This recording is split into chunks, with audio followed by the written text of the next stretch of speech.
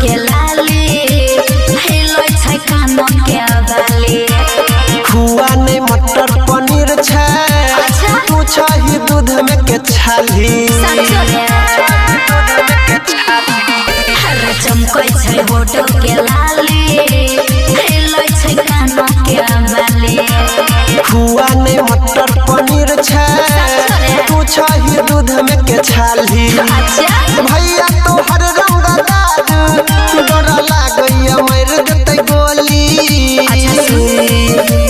भर देसे नूर मांगला चल डोली सियाई दर छोराया गो दिल वाला चोली भर देसे नूर मांगला चल डोली सियाई दर छोराया गो दिल वाला चोली डीजे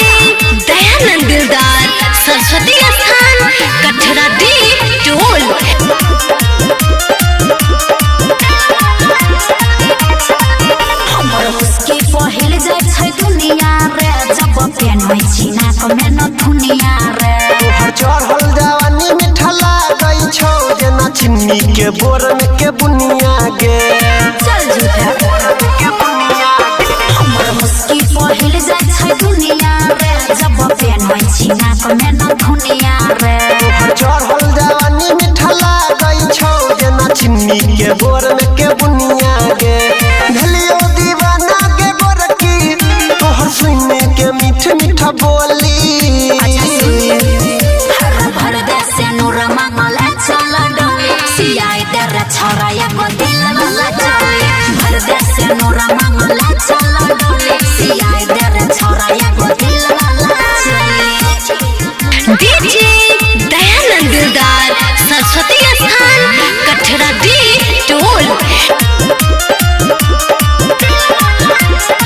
पीछा पड़ल छै गौवा के लोग रे करैला जवनिया के भोग रे तोहर देखी के चढ़ल जवानी गे सोना धलकै अनिल के रोग गे पीछा पड़ल छै गौवा के लोग रे करैला जवनिया के भोग रे तोहर देखी के चढ़ल जवानी गे सोना धलकै अनिल के रोग गे लेके अइबो बरियाती देखली है तू खिड़की के खोली भर देसे नूर मांगला चल डोली सियाई दर छोराया गो दिल वाला चोली